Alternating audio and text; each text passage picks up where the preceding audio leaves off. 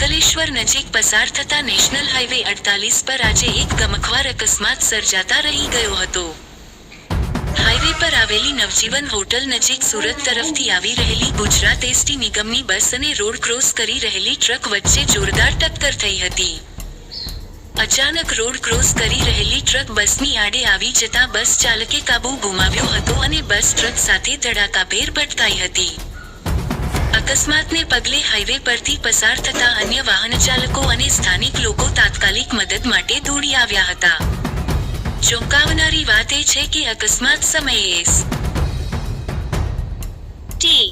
બસમાં આશરે 40 જેટલા મુસાફરો સવાર હતા.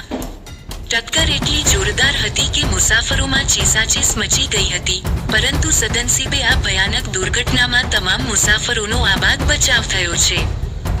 અકસ્માતને કારણે બસના આગળના ભાગને નુકસાન પહોંચ્યું હતું.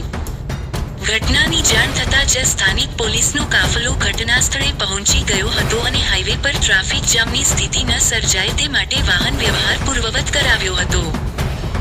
હાલમાં પોલીસે આ મામલે ફરિયાદ નોંધીને અકસ્માત માટે જવાબદાર કારણો અંગે વધુ તપાસ હાથ ધરી છે.